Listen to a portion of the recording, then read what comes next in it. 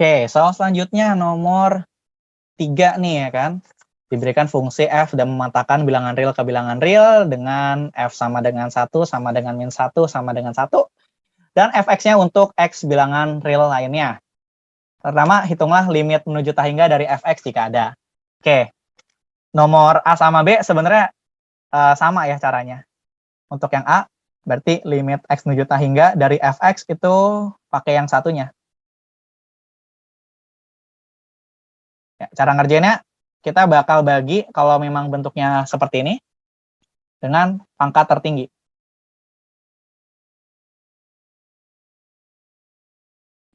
Gitu ya caranya ya. Jadi kita akan limitin atas bawah gitu, berarti yang ini adalah 1 dikurang 0 dibagi 1 dikurang 0 juga.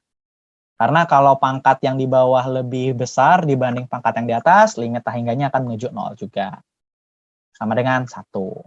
Ya. Sedangkan untuk yang B, sama juga sebenarnya. Limit x menuju min tahingga dari x kuadrat min x per x kuadrat min 1, caranya juga similar gitu. Ya.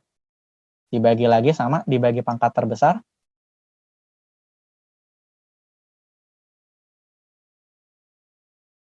Sama gitu ya. 1 min 0 per 1 min 0 juga. Gitu. Jadi untuk yang dua soal pertama sih jawabannya adalah 1. Nah, sekarang nomor C. Tentukan limit x menuju 1 dari fx jika ada. Nah, kita akan coba ya. C. Limit x menuju 1 dari fx. Ini akan saya coba langsung faktorkan. Sedangkan yang di bawahnya akan jadi x plus 1 dikali x min 1. Nah, kita coret, bisa. Kemudian disubstitusi, dapatlah 1 dibagi 1 tambah 1 sama dengan setengah. Ada nih limitnya ya. Karena kan jika ada dia bilang, ternyata ada.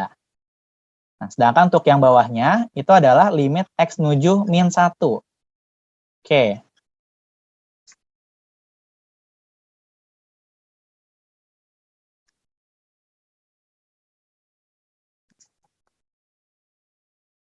Nah, ini kita coba langsung substitusi, teman-teman. Sebenarnya boleh aja ya, kayak cara yang atas gitu kalau mau difaktorin. Tapi kalau enggak juga nggak apa-apa. Intinya kan kalau limit kita coba masukin dulu nilainya. Kita mau tahu nilainya berapa sih sebenarnya.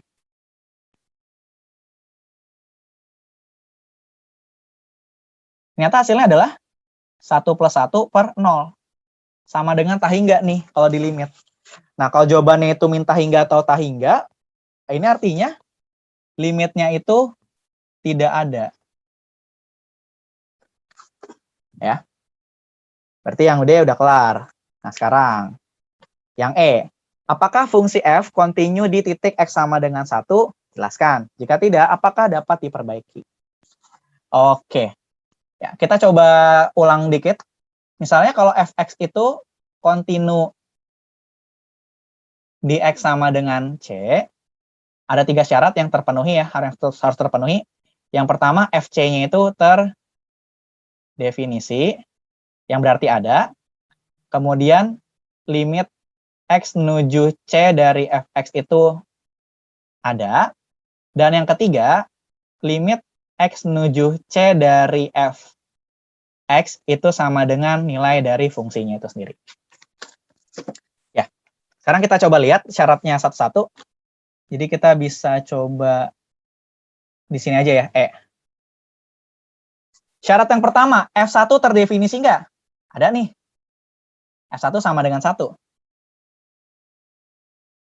Terus, limitnya ada nggak? Ada tadi. Limit x menuju 1 dari fx itu sama dengan setengah. Nah, tapi apakah limitnya sama? Ternyata limit x menuju 1 dari fx sama dengan setengah ini tidak sama dengan 1 yang adalah f1. Nah, jadi kesimpulannya ini fx tidak kontinu di x sama dengan 1. Gitu ya. Caranya apa? Apakah bisa dihapuskan gitu? Nah, jawabannya bisa ya. Bisa. Jadi ini kayaknya bisa diketik ya. Nah, kita coba ketik. Supaya ketidakkontinuannya dapat diperbaiki gitu, maka haruslah, ya kita pindah ke bawahnya, haruslah F1 didefinisikan ulang menjadi F1 sama dengan setengah. Maka, ya kalau ini perlu ditulis, maka limit X menuju 1 dari Fx akan sama dengan F1 yang sama dengan setengah. Kuncinya di sini ya. Yang 1 berarti sudah kontinu. Sekarang gimana dengan F-1? Nah, kalau nomor F yaitu apakah Fx kontinu di X sama dengan min 1? Jawabannya itu tidak. Karena di sini limit X menuju min 1 dari Fx itu tidak ada. Ya. Terus apakah bisa didefinisikan ulang? Jawabannya tidak bisa. Kenapa? Karena nilai limitnya tidak ada. Gitu, simpel. Jadi karena dia nggak punya limit, kita nggak bisa akalin nilai dari F-nya. Gitu ya. Jadi kalau dia nggak bisa, berarti faktornya itu karena tidak ada limit. Ya, limit dari X menuju min 1 dari Fx itu tidak ada. Udah sih gitu aja ya. Berarti untuk nomor 3 selesai. Oke, soal selanjutnya nomor 4. Suruh nentuin persamaan garis singgung yang menyinggung kurva itu di titik 0,1. Nah, sebelum ke situ kita perlu tahu ya, ini tuh rumus yang di SMA teman-teman. Yang kalau menyinggung di satu titik, berarti dia pasti ada gradiennya, gitu kan. Y min Y1 sama dengan M dikali X min X1. Di mana M-nya ini adalah dy per dx ya, di titik singgung yaitu X1, Y1. Nah, X1, Y1 di sini sudah ada, yaitu X1-nya sama dengan 0 dan Y1-nya sama dengan 1. Nah, berarti yang belum ada itu adalah gradiennya ya. Nah, namun si kurvanya ini masih bentuknya itu implisit. Ya.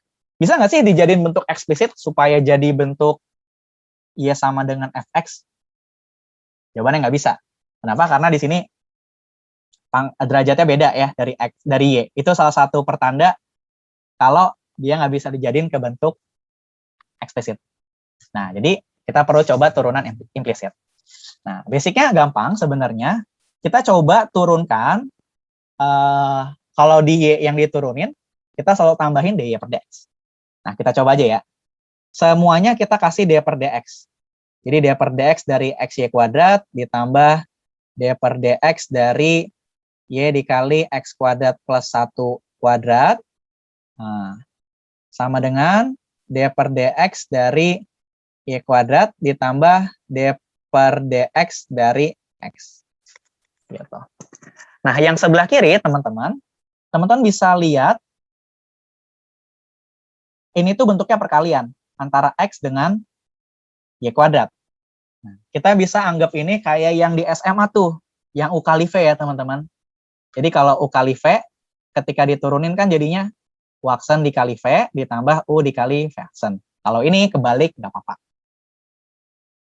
Kita coba ya. Turunan X terhadap X, 1.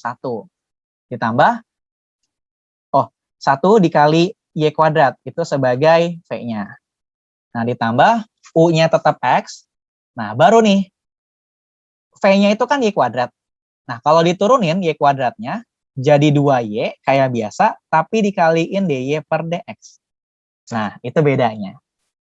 Oke, kalau yang di kanan gimana? Sekarang kita ke sini.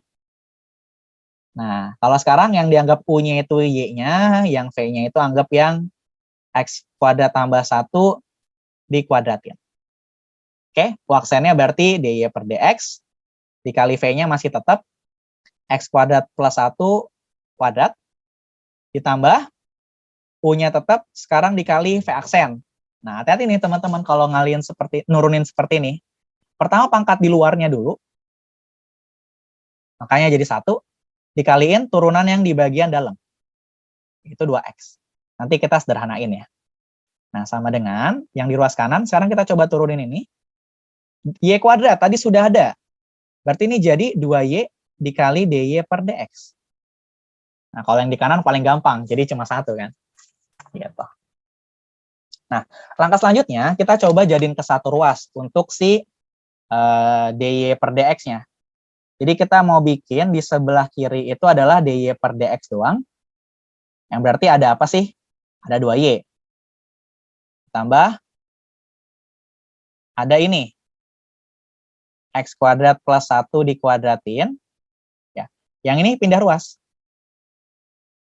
Oh, sorry. Yang ini ada X dikali 2Y. Jadi dikali X nih di belakangnya. Ya.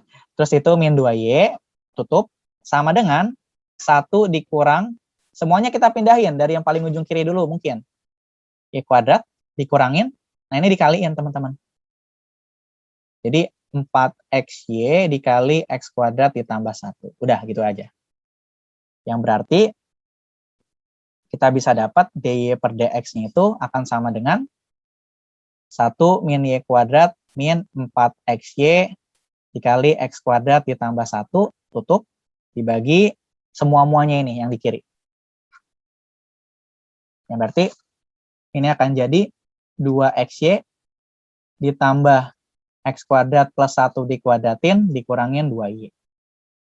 Nah, jadi turunan pertamanya sudah dapat DY per DX-nya. Yang tadi kita mau cari adalah gradiennya nih. Nah, sekarang kita tinggal masukin aja. Kita masukin aja si titik singgungnya, yaitu 0,1. Jadi kalau dimasukin 0,1 gitu, hasilnya adalah setiap yang ada X jadi 0. Berarti yang di sini bakal jadi 0 juga kan? Ya. Berarti tersisa 1 min 1 kuadrat dikurangi 0 dibagi 0 ditambah 1 kuadrat dikurangi 2. Nah, atasnya udah 0. Berarti hasilnya adalah 0 untuk si gradiennya. Yang berarti kalau dimasukin ke rumus yang tadi, tarik ke bawah sini, itu akan sama dengan Y min Y1-nya 1 sama dengan 0 dikali X min 0. Yang berarti garis singgungnya itu adalah Y sama dengan 1. Ini adalah persamaan garis singgung kurva. Gitu. Nah, sekarang nomor B, tentukanlah turunan kedua dari fungsi implisit di nomor A. Nah, kalau di fungsi satu variabel, kita kan, atau di fungsi eksplisit, kita nyari turunan kedua itu dari turunan yang pertama. Nah, sekarang turunan keduanya itu juga bisa kita perlakukan dengan cara yang sama. Ya, tadi kita sudah dapat DY per DX. Nih. Nah, kita tinggal turunin aja sekali lagi. Nanti jadinya DY kuadrat per DX kuadrat. Ini simbol untuk turunan kedua. Nah, teman-teman coba perhatikan. Ya, kita pakai warna yang lain. Yang di atasnya ini kita anggap sebagai U, yang di bawahnya kita anggap sebagai V. Jadi kayak pakai cara SMA gitu kan. Nah, kalau di SMA rumusnya itu apa sih? U per V aksen sama dengan U aksen V dikurangin U dikali V aksen dibagi V kuadrat. Ya. Nah, kalau ini nggak boleh ketukar karena pengurangan tidak komutatif. Jadi kita coba turunin dulu yang di bagian atas. Ya. Coba kita turunin pelan-pelan. Min. Ya. 2Y DY per DX dikurangin. Ya, kita coba turunin di sini. Ini agak ribet ya kayaknya turunannya. Tapi nggak apa-apa, kita coba. Mungkin yang kita misalin U-nya itu adalah min 4Y-nya aja kali ya. Jadi yang sama variabel. Nah, kita bisa tulis di sini 4Y dikali X kuadrat ditambah 1. Karena ini bisa masuk kan. 4Y dikali X pangkat 3 ditambah X. Ya. Jadi kalau yang U-nya itu adalah 4Y, berarti 4 dy per dx dikali masih sama X pangkat 3 kali X. Ya. Nah, itu perlu dikurangin lagi, min 4Y sekarang dikali turunan mereka. 3X kuadrat plus 1. Kayak gitu. Nah, ini kita coba hapus lagi.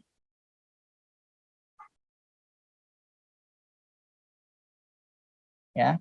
Ini masih baru U aksennya teman-teman ya, belum belum yang lain-lainnya. Sabar aja jadinya.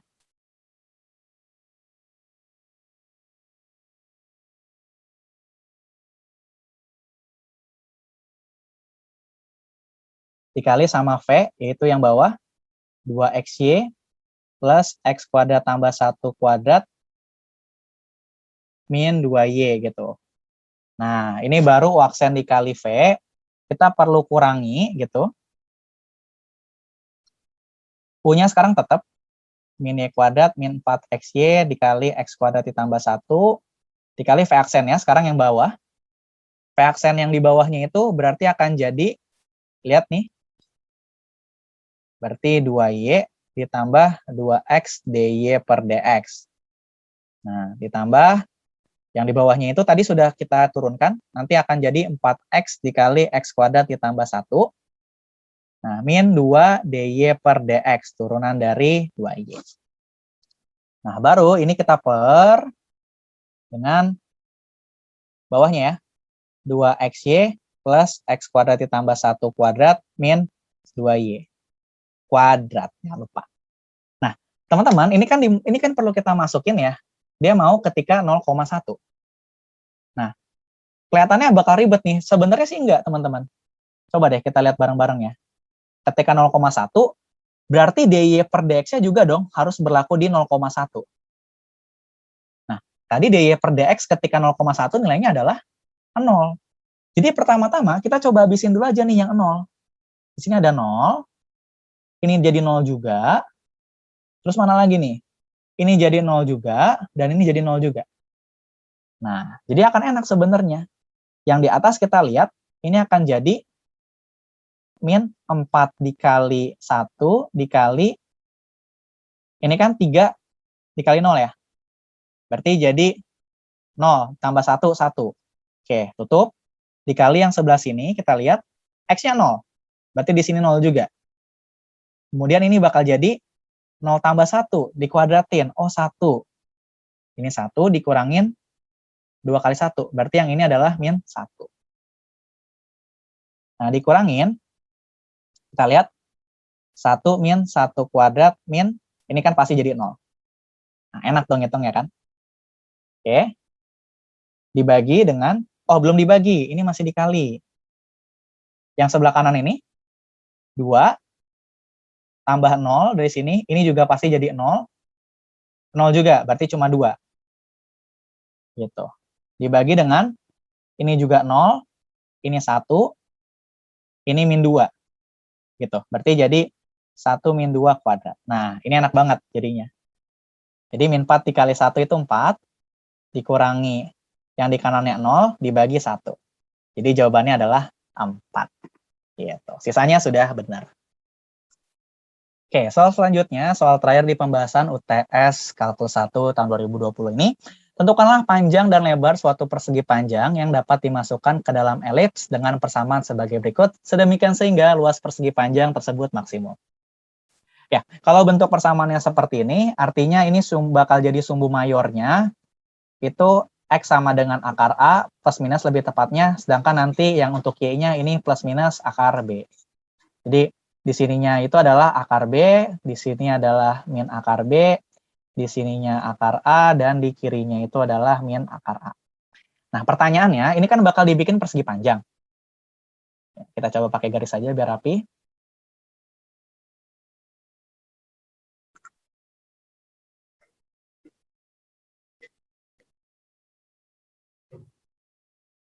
Atau pakai persegi aja langsung ya. Wih, langsung jadi ya kan. Ya, makanya nanti pas ujian pakai OneNote ya teman-teman ya, biar kayak rapi gitu. Oke, jadi udah langsung jadi perseginya, persegi panjangnya. Nah, dia pengen luasnya maksimum nih.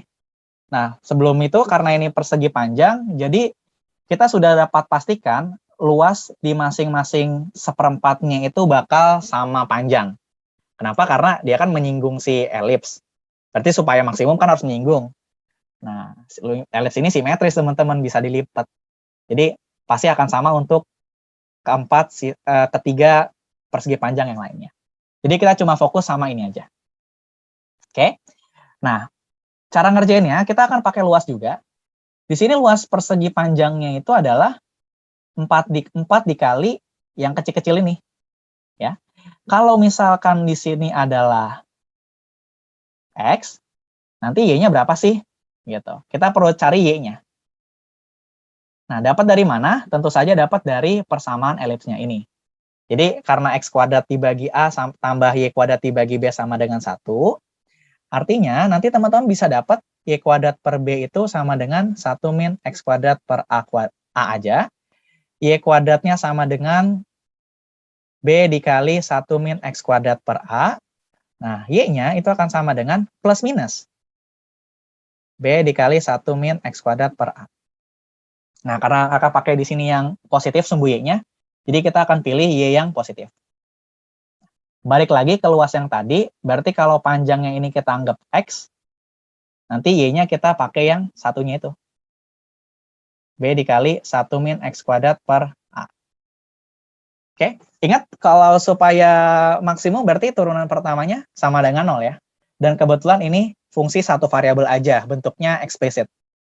Jadi kita bisa anggap seperti ini, Lx sama dengan 4X akar B dikali 1 min X kuadrat per A. Ya, kita turunin, ini anggap U-nya, ini anggap sebagai V kita. Oke, turunannya ya. X, ini akan sama dengan 4 dikali akar B dikali 1 min X kuadrat per A, ditambah 4X dikali turunan yang dalam sini. Nah, kalau misalkan bingung, kita bisa jadiin dulu pangkat setengah. Berarti turunannya dari pangkat dulu, setengah. Nah, nanti bentuk ini jadi pangkatnya adalah min setengah, karena berkurang 1. Nah, dikaliin sama turunan dalam, yaitu min 2X dikali B per A. B-nya ini ikut ya. Jadi turunan dalam yang itu, turunan yang ini. Gitu. Selnya sama dengan 0, jangan lupa. Nah, terus kita coba pindah ruas ya. Tapi ada yang bisa dicoret, coret dulu. 2 sama 2 yang di sini bisa coret. Karena di sini ada minus, berarti kalau pindah ruas masih tetap positif. Jadi ada yang di kirinya 4 akar B dikali 1 min X kuadrat per A sama dengan 4X dikali XB gitu. Atau jadi 4B X kuadrat dibagi A. Nah, ini karena pangkat min setengah berarti seperakar. Gitu. Nah, kita lihat sama-sama ada 4. Coret. Coret. Ya. Kemudian ini kita lihat nih. Nah, akar sama akar kan. Boleh dikaliin, nanti akarnya tuh hilang. Jadi tinggal B dikali 1 min X kuadrat per A. Hasilnya itu adalah B dikali X kuadrat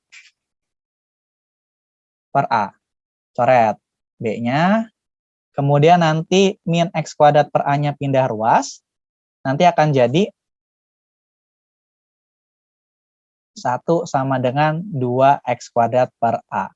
Yang berarti X kuadratnya itu akan sama dengan A per 2. X-nya sama dengan plus minus akar A per 2. Nah, karena A-nya pasti positif, jadi ya hasilnya itu kita ambil yang positif dalamnya. Ya, karena X-nya itu menyatakan panjang ya. Nah, X-nya itu sama dengan akar A per 2. Nah, berarti kita tinggal cari Y-nya kan. Tadi Y-nya itu adalah 1 min X kuadrat per A. Sedangkan X kuadratnya itu sendiri itu sama dengan setengah, A per 2. Berarti kalau X kuadrat per A itu sama dengan setengah. Oh, ada B-nya ya, lupa tadi, dikali B. Berarti B per 2. Yang berarti mirip-mirip juga sih sebenarnya tipenya. Y kuadrat sama dengan B per 2, berarti Y-nya sama dengan plus minus akar B per 2. Nah, kita ambil Y yang sama dengan B per akar B per 2. Nah, dia nanya ukuran atau luas persegi panjang, ukuran ya, ukuran panjang dan lebar. Nah, tadi kita itu cuma pakai setengahnya doang untuk X dan Y-nya. Atau lebih tepatnya itu seperempat dari perseginya. Berarti seharusnya panjang yang sebenarnya itu adalah 2X dan 2Y. Jadi kita bisa pakai panjang, kalau kita nganggap yang horizontalnya itu panjang, berarti 2X dengan X-nya itu adalah akar A per 2. Nanti kalau disederhanakan, cara ngitungnya kayak gini ya. Coret ya. Jadi kalau dikalikan jadi akar 2A. Nanti untuk yang lebar, itu dengan cara yang sama, seperti ini juga. Akar B per akar 2, jadi coret juga sama. Nanti akan dapat akar 2B. Gitu. Jadi ukurannya adalah panjangnya akar 2A dan lebarnya dan lebarnya itu akar 2B. Gitu. Oke Sobat AK di rumah, terima kasih banyak telah menyaksikan video ini dari awal sampai akhir. Apabila ada pertanyaan terkait materi hari ini, bisa tulis di kolom komentar di bawah ini. Sekian untuk video kali ini, semoga berhasil tesnya. Sampai jumpa di video selanjutnya.